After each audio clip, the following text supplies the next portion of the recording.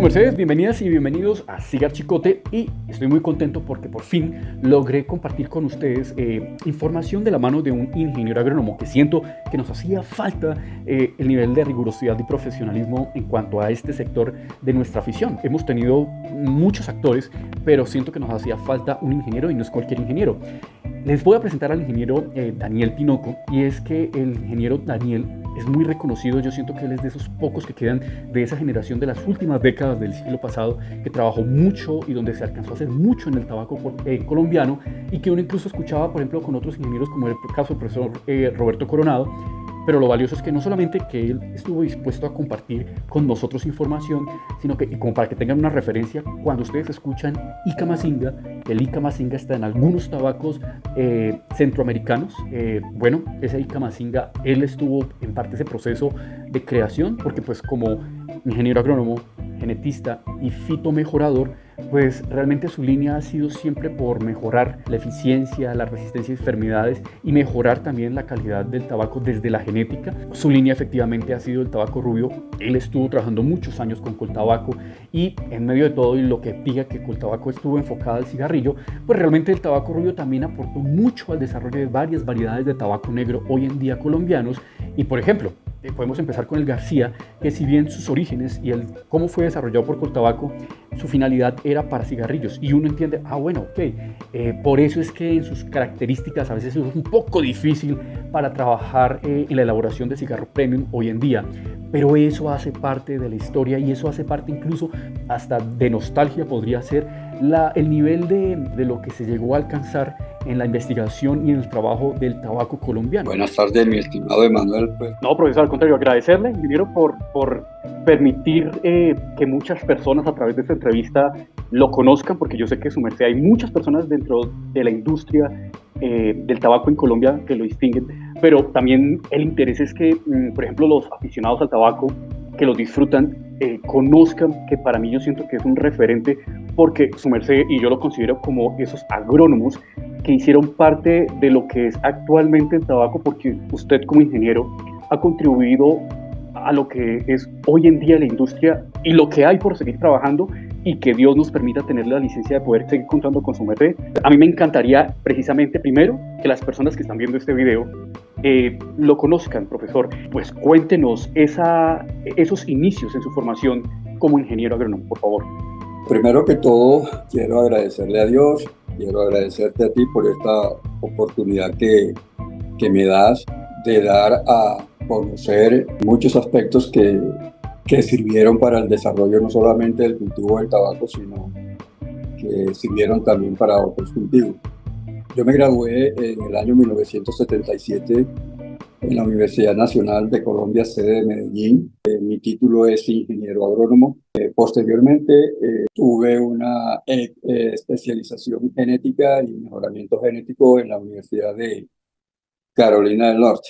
Tan pronto terminé mis estudios, me vinculé al Centro Internacional de Agricultura Tropical, CIAT. Allí entendí y le cogí amor a la genética, porque me tocó trabajar en el área de recursos genéticos. Posteriormente, pues me vinculé ya en el mundo del tabaco como jefe técnico de Tabaco Rubio de Colombia. Tabaco Rubio de Colombia en su momento era una filial de Coltabaco. Se encargaba de la producción de la materia prima para cigarrillos, en este caso el tabaco Burley y el tabaco Virginia. Ya estando en el proceso laboral con Sevillano, perdón, Semillas del Tolima, Coltabaco se interesa propiamente por mi servicio. Allí se abre el departamento de investigación agrícola, pues, y llego a ese cargo, pues, una responsabilidad muy alta, dado que era un departamento nuevo. Yo recuerdo muy bien, mi jefe llegó, bueno, José Daniel, hicimos este cargo para ti, ahora a ti te toca hacer el cargo.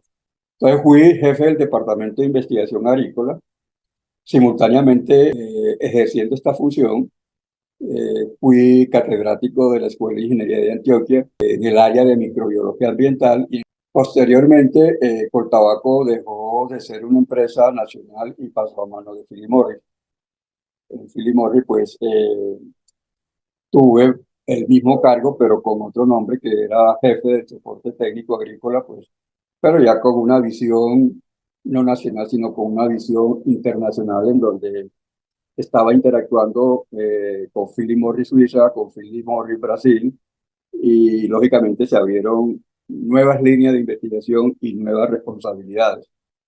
Tan pronto me pensioné, pues Philip Morris, pues me ofrecieron que fuera asesor de unos proyectos especiales en el área de desarrollo genético y agronomía. Yo creo que la experiencia que adquirí con Coltabaco fue la fase fundamental para que estos proyectos, para que este nuevo reto con Philip Morris fueran supremamente exitosos.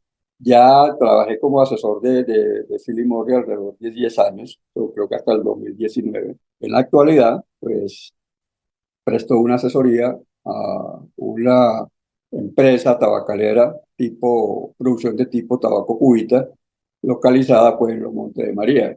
Realmente la zona donde hay mucho que hacer para que ese tabaco llegue con alto nivel de competitividad. Hay mucho que hacer partiendo pues de la semilla y partiendo pues de unas bases agronómicas básicas, pero muy fundamentales. Y actualmente soy vicepresidente de la Asociación de Egresados de la Facultad de Ciencias Agrícolas de la Universidad Nacional de Colombia. Creo que el éxito de un investigador es estar asociado muy estrechamente con otras instituciones que vienen trabajando en la misma especie. Tuve interacción y cooperación muy de cerca con instituciones científicas, que en el caso de Coresta es la institución que arropa, llamémoslo así, a todos los institutos de investigación en el mundo del tabaco. Eso tiene sede en Francia.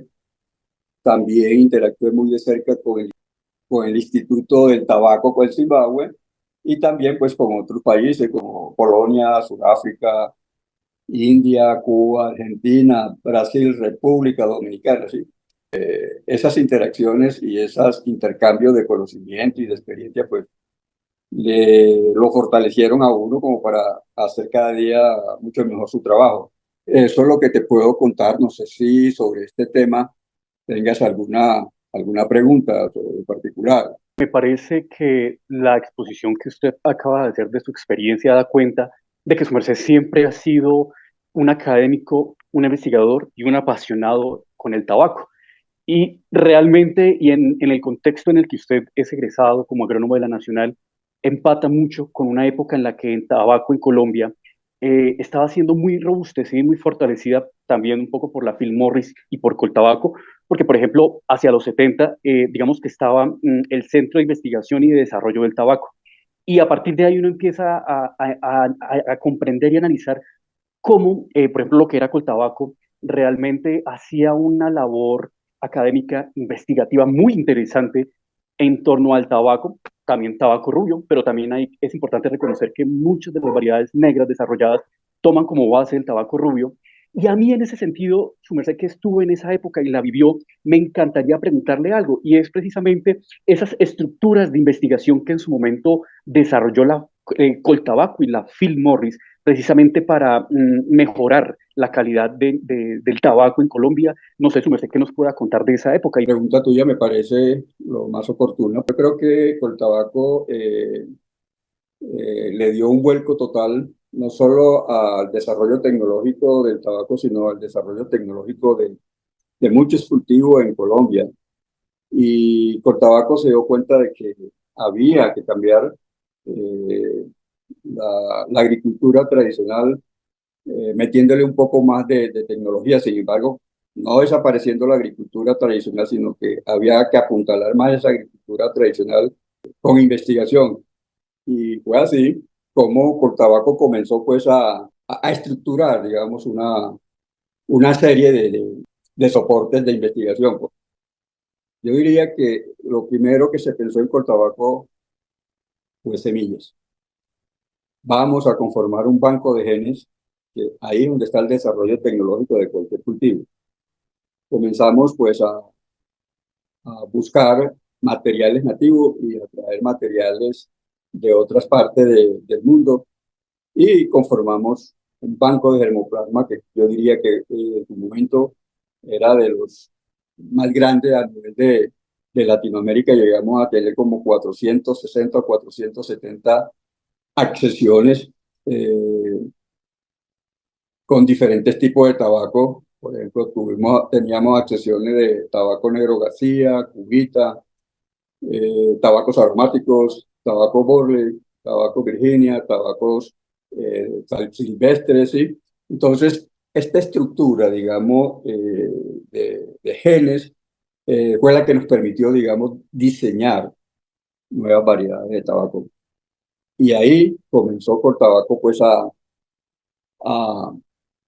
a visionar un futuro eh, más sostenible, lógicamente más rentable tanto para el agricultor como para las empresas y lógicamente para el medio ambiente. Yo siempre he dicho de que cuando uno desarrolla una variedad y en particular de tabaco, pues son cuatro elementos que cualquier fitomejorador debe tener.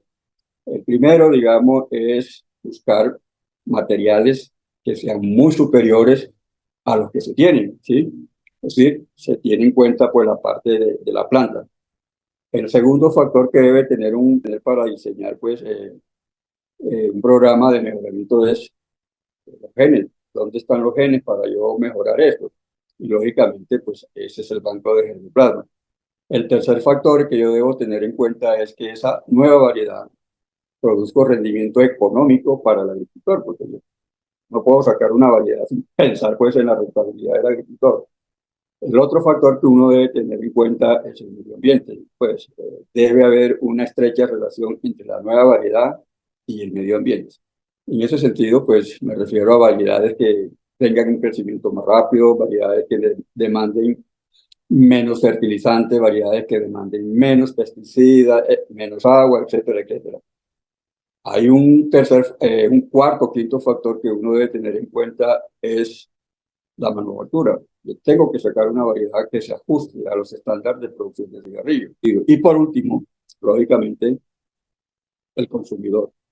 Buscar la manera de que esa nueva oferta tecnológica o esa nueva oferta genérica produzca el menos impacto en la salud. Fíjate tú, pues, lo que implica el diseño de un nuevo material genético.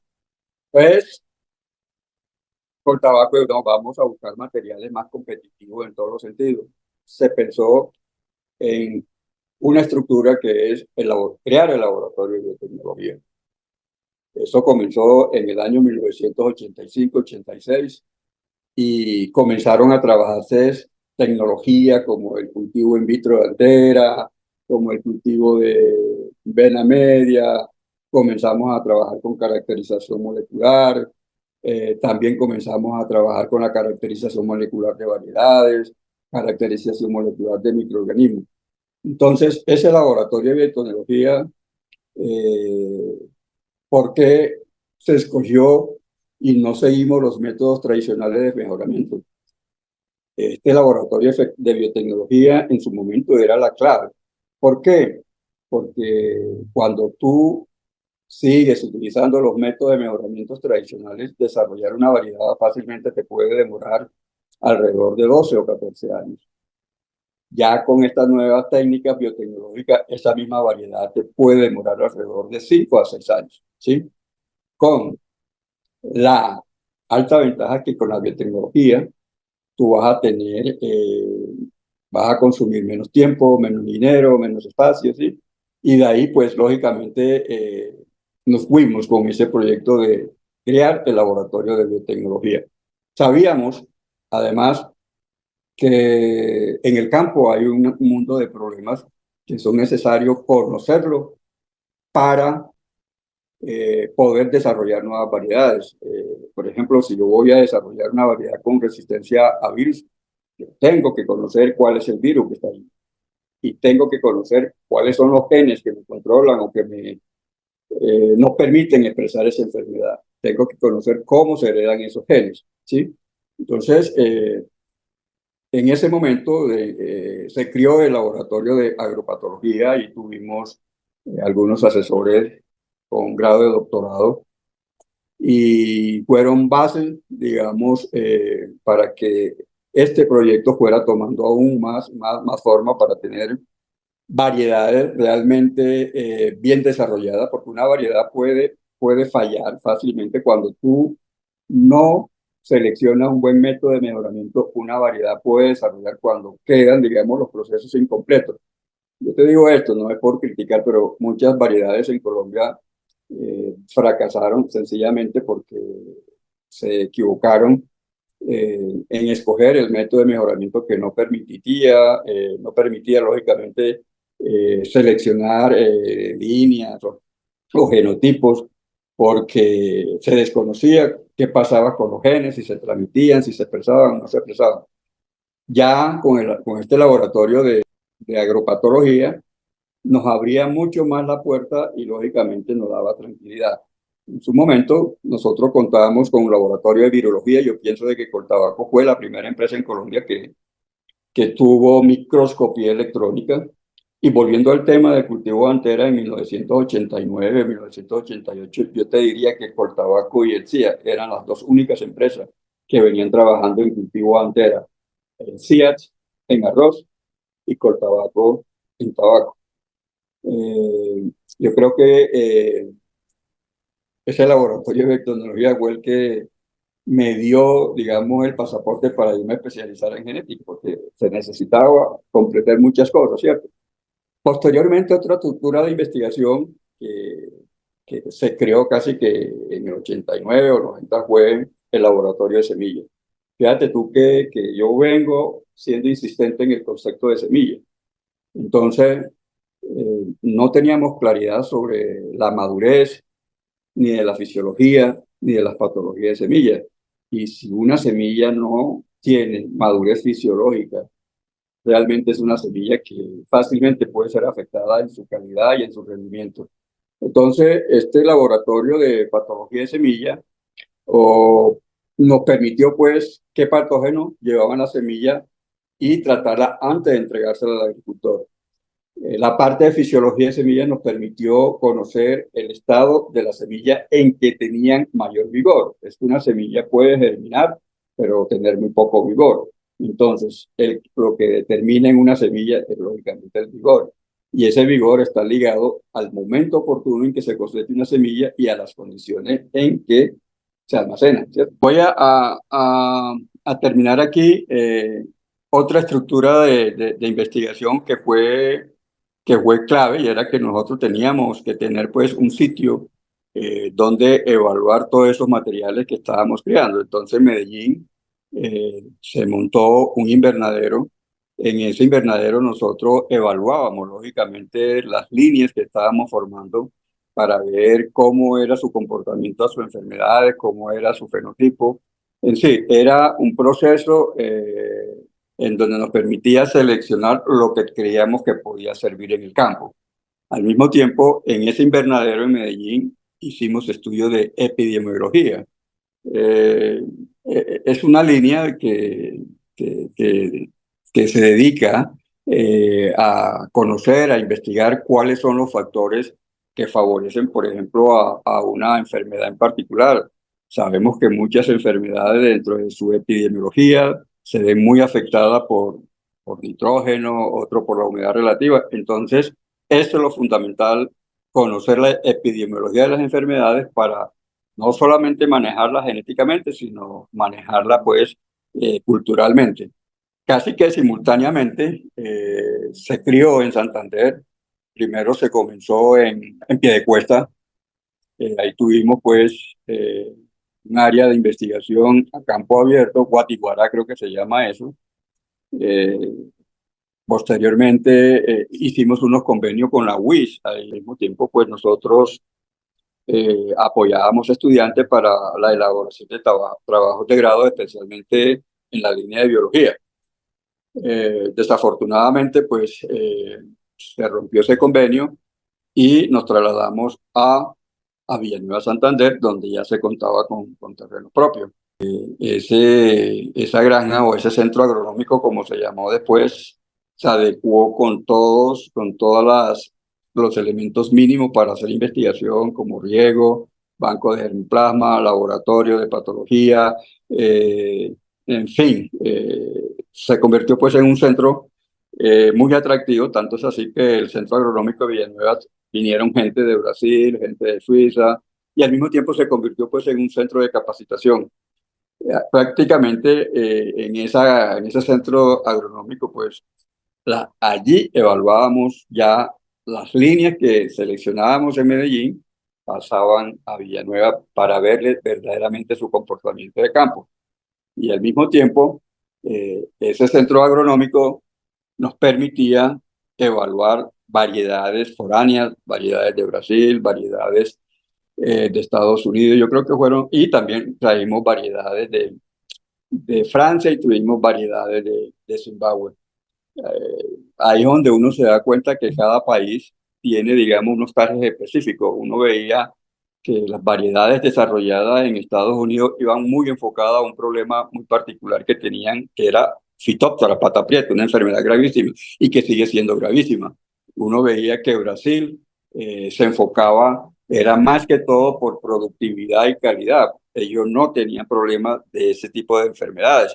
Si uno miraba, por ejemplo, a Sudáfrica, a Zimbabue, ellos, sus programas de mejoramiento era para desarrollar variedades que fueran resistentes a una enfermedad de la raíz nemato. Entonces uno se da cuenta pues que había cada vez más la necesidad de tener identidad en investigación, porque los problemas que nosotros teníamos eran totalmente diferentes a lo que, a lo que desarrollaban esos países. Eso conllevó pues a repensar la traída de semillas de esos países. ¿Sí? O sea, tenemos que ser competitivos en desarrollar nuestras propias variedades. Las variedades se comportaban, no digamos muy bien, pero sí tenían una mejor expresión que las variedades que veníamos desarrollando nosotros. Pero por razones, digamos, de clima, de suelo, encontramos que las variedades colombianas tenían un mejor comportamiento, una mejor resistencia a problemas fitosanitarios, problemas de estrés hídrico. Yo te doy este dato muy general, y es que nosotros hicimos estudios comparativos entre las variedades desarrolladas con Brasil, variedades desarrolladas con Estados Unidos, básicamente, y las nuestras. Y las variedades nuestras siempre estuvieron por encima en rendimiento entre un 5 y un 10%. Cuando nosotros logramos cuantificar esa característica, dejamos de traer variedades de otros países, con el agravante de que traer un gramo de esa semilla costaba alrededor de $3.23 un gramo, y nosotros estábamos produciendo semillas con mejor comportamiento, no creo que no llegaba ni al dólar. Entonces ya eso se convertía en una ganancia para la compañía y una ganancia para el agricultor. Bueno, entonces fíjate tú qué hacíamos nosotros en la Granja Experimental Coltabaco. Pues nosotros desarrollamos allí nuevas tecnologías, como el caso de biopesticidas, como el caso de biofertilizantes. Desarrollamos trabajo de compostaje del tallo del tabaco, que es un trabajo que a mí me impactó mucho, sabiendo el componente social y el componente agronómico que tiene el tallo del tabaco. Cuando los agricultores, pues eso era algo, para los agricultores eso era algo pues desperdicio, y resulta que estábamos desperdiciando la parte más importante de la planta.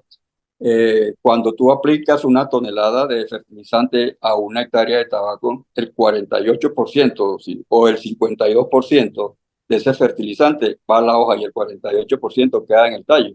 Entonces, entonces comenzamos a revisar y encontramos unos subproductos muy importantes, abono orgánico de origen vegetal, la cual denominamos tabacasa. Encontramos que ese subproducto podría utilizarse como sustrato para semilleros, y comenzamos a desarrollar programas como la fertilización interna. Ahora, una cosa importante aquí que tenía la tabacasa originada del tallo compostado, y es que no se contaminaban los suelos con metales pesados como el cadmio. Uno de los problemas que encontramos y es con el uso de gallinaza, que es un fertilizante orgánico que de muy común uso, sobre todo en Santander y especialmente en el cultivo del cacao, es que se van al suelo metales pesados como el cadmio.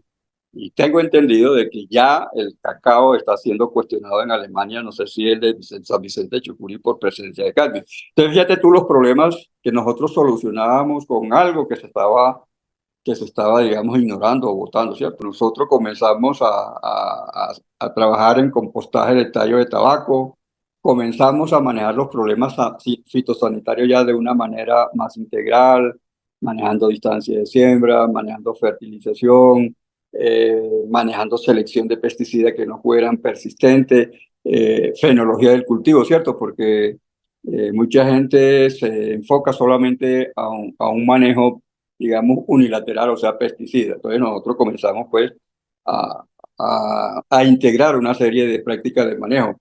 Eh, Comenzamos, y creo que en esto fue líder Coltabaco en el año 1997 o 98, a desarrollar el sistema Flow System, el problema digamos, de plántulas o semilleros en bandeja.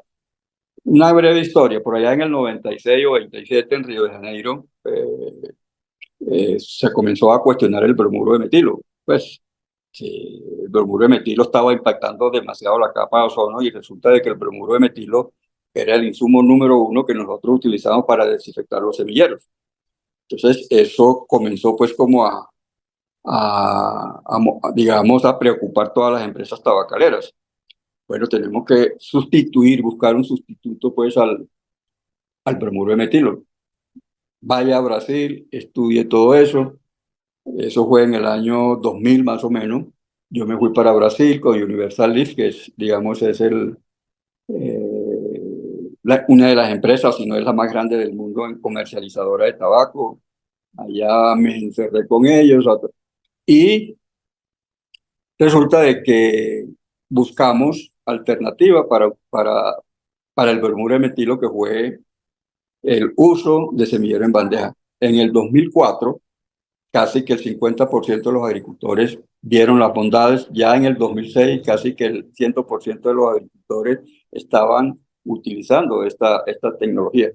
Yo a veces creo que el agricultor es muy malicioso. Él sabe qué tecnología le sirve, ¿sí?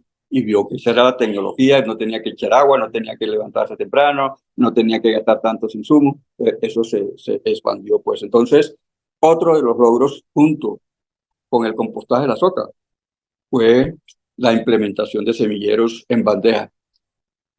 Comenzamos también a trabajar en el manejo integrado de plagas, especialmente en tabaco almacenado. Tú sabes que el tabaco almacenado es muy atacado por la Scleroderma cervicornis y en su momento eran nebulizaciones, termonebulizaciones, fosfuro de aluminio. Entonces, puede que no quedaran residuos, porque son productos que tienen una degradación a los 24 horas, pero sí era el riesgo para la gente que le tocaba operar esas prácticas, en fin.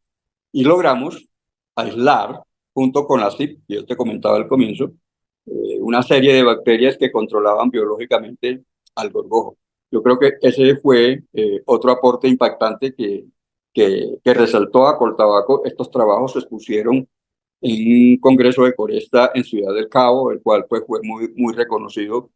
Pero el cuello de botella de este trabajo es que cómo se produce el biopesticida. La empresa, digo, no, yo no me meto digamos, ya en la parte, en otra línea de trabajo, que era tener una fábrica para producir pues estos biopesticidas, ¿cierto? Bueno, entonces trabajamos en el desarrollo de nuevas prácticas culturales como el cultivo mulch, que eso tenemos que hablar, coberturas vivas, coberturas muertas. Comenzamos a trabajar otro tema, que es el desarrollo de la fertilización integrada. Hay un mal concepto, digamos, de depender únicamente de la fertilización sintética o física, ¿cierto? Eh, Desconociendo los impactos, digamos, que tiene estos fertilizantes en algunos aspectos químicos del suelo. Normalmente muy pocos agrónomos y casi que ningún agricultor tiene en cuenta, digamos, el índice de salinidad y el índice de alcalinidad y el índice de solubilidad que debe tener un fertilizante. Entonces, si yo no conozco eso, pues lógicamente cada vez el suelo se está alcalinizando más y más sal, etcétera, y por lo tanto menos productividad.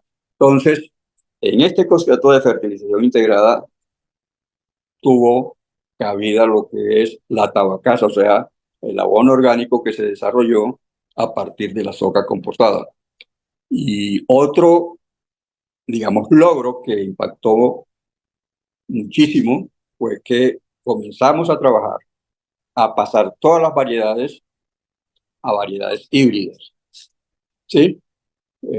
¿Cuáles eran las ventajas? Normalmente era la misma variedad, pero la híbrida no le producía semilla.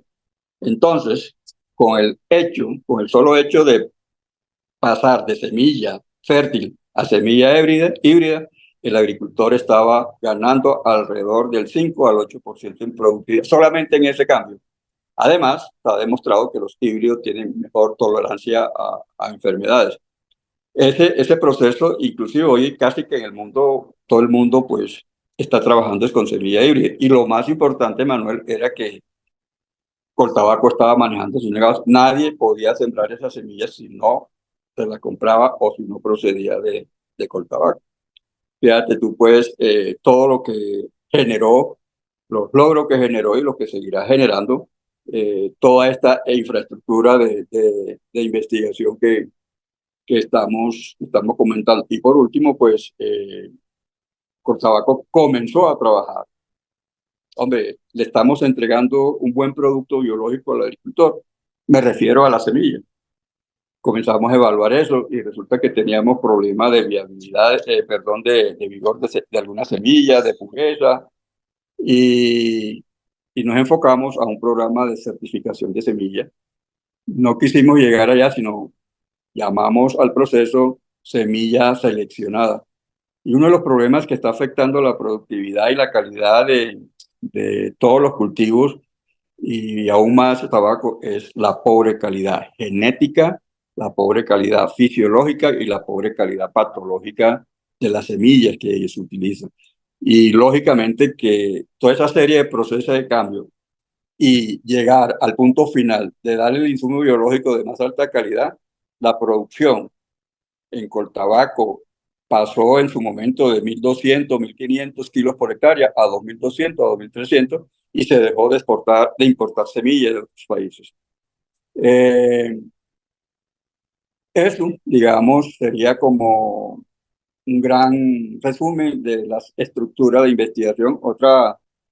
Otro factor importante que entendió Coltabaco y era que a la gente había que capacitarla. Y comenzamos a capacitar a los técnicos de campo, comenzamos a capacitar a agricultores, comenzamos a capacitar agrónomos. Digamos, lo determinante en todo esto es el elemento humano. Un elemento humano sin capacitación no ve. ¿Sí? Entonces,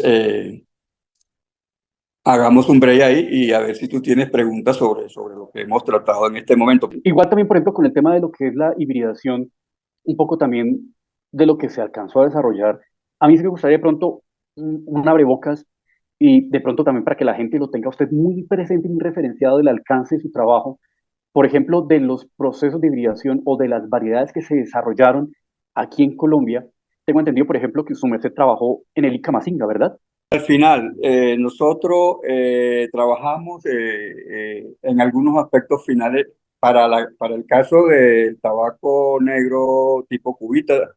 Desarrollamos a través de biotecnología una variedad que se llama Tairona 199, ¿sí? Y, y a propósito de eso que trata, con Philip Morris se planteó un proyecto y yo les planteé un proyecto y era hacer un recorrido geográfico, una exploración geográfica para conocer y sacar la semilla de genotipos nativos que estaban por perderse o estaban siendo, digamos, muy segregantes y alcanzamos a recolectar en la sola zona del Monte de María alrededor de 280 ecotipos, semillas diferentes. Fíjate tú lo valioso lo que hay ahí, los genes que habrán allí, ¿sí? Ahora, paso siguiente era caracterizar toda esa semilla para saber qué genes tiene este. Eh, eh, en Monte de María es un trabajo que está en mora de hacerse, que es la parte de semilla. Los agricultores no tienen ese insumo como debe ser. Y si estamos utilizando un mal insumo, los mercados internacionales, pues lógicamente, no es que no vayan a comprar el tabaco, sino que realmente no le dan el verdadero valor que debe tener ese tabaco. Profesor, una pregunta aquí entre nos, y yo digo, por ejemplo, porque eso requiere inversión para realizar esa categorización. De ahí no se supone que, por ejemplo, se podría obtener ese recurso del fomento de la modernización y diversificación del tabaco, el fomento para el fondo del tabaco. He estado muy en contacto con Eliodoro. De hecho, creo que en mayo hicimos unas conferencias, una presentación en Oveja, ¿sí? Primero para presentar, digamos, la variabilidad, la segregación de semilla que estaban utilizando los agricultores. Segundo, para hacerle conciencia de que había que recuperar y guardar pues todas esas semillas nativas que se generaron de alguna manera a través de polinización de insectos o de alguna manera por la selección de los agricultores, y lo otro pues era producir semillas de más calidad. Lo que sí estoy seguro es que la competitividad del tabaco negro tipo cubita tiene que hacerse también con más tecnología. Y últimamente, pues, es un tema que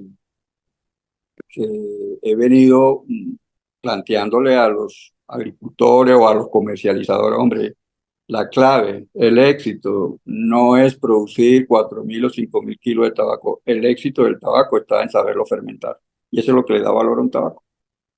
Muy cierto, profesor. Pero y hay otra cosa para avanzar con el otro tema, y antes de terminar esta parte, porque su merced siempre fue muy reiterativo con el tema de la importancia de la semilla y el laboratorio de semilla, y en una conversación que teníamos con su merced me ayudó a entender dónde está el día de hoy todos esos bancos de semilla y toda esa información en Colombia, que precisamente lo heredó con tabaco. Tabaco o Philip Morris mejor lo donó a Corpoica.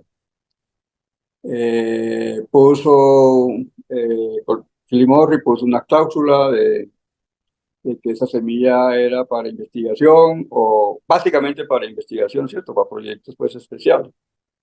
Se le entregaron como casi 465, 480 materiales de diferentes partes del mundo, como híbrido, fértil, Virginia, Borley. Eh, lo paradójico de eso es que yo, perdone que diga yo, pues lideré el programa del Banco de Hermoplasma, ¿no es cierto? Yo conozco a fondo todo lo que se fue.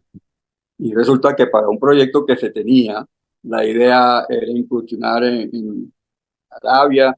Bueno, ella estuvo aquí en Colombia, nos reunimos, le planteé las cosas, cómo podíamos buscar materiales que fueran más competitivos. Se planteó también la idea, le vendí la idea de producir tabacos orgánicos, porque el mundo va hacia allá, pues eso no es un secreto, el mundo va caminando hacia allá. Entonces, para esos proyectos, esa carta la tiene Corpoica, la tiene, solicité que me regalaran como unas 5 o 6 materiales para tener pues eh, inicio, digamos, de ese proyecto.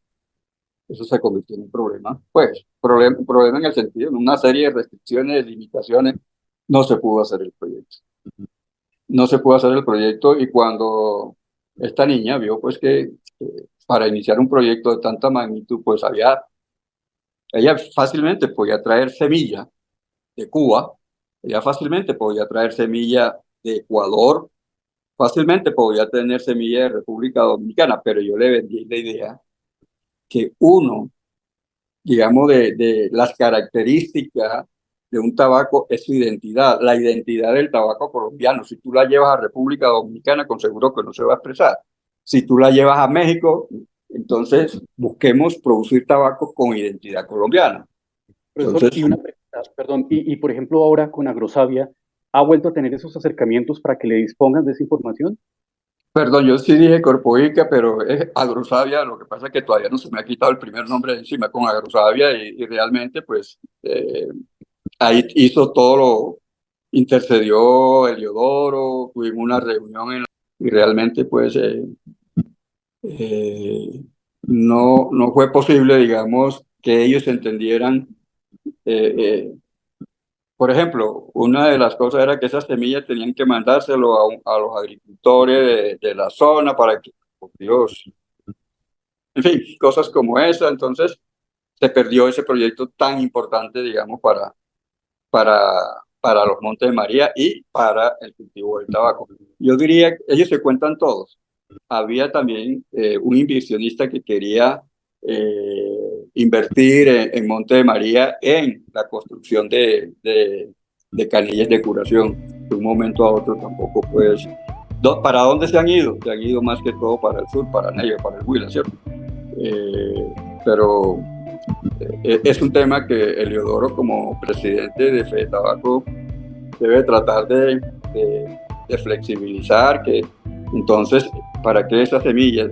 ¿Para qué Philip Morris entregó esas semillas si no era para investigación? Nosotros no íbamos a tener como negocio producir esas semillas, sino mejorar las semillas de Monte de María. De esto hay por último, dentro de la estructura de investigación es que Coltabaco casi que simultáneamente montó el laboratorio de química. Y ese laboratorio de química, pues nosotros analizábamos pesticidas, analizábamos fertilizantes, analizábamos la calidad de los tabacos, analizábamos el caso de nitrosamina. Es decir, esto era el complemento, la evaluación del producto final que nosotros hacíamos en el campo. Ahí hacían panel de fumadores. Sí, fue un componente clave el laboratorio de química, que hacía análisis de suelos, análisis de fertilizantes, análisis de pesticidas, residuos, nitrosaminas, en fin. Yo creo que ese fue el último eslabón de toda esta estructura de investigación y que se constituyeron en parte del éxito de Coltabaco. Profesor, no, muchísimas gracias entonces por este espacio, por los que van a venir y por lo que podamos organizar precisamente con la gente y con los cultivadores en Piedecuesta y en varias regiones, porque la idea es tener acceso a esta información. Profesor, de verdad, no le quito más tiempo, muchísimas gracias. Bueno, Emanuel, estamos hablando una feliz tarde y muchas gracias, que estés bien.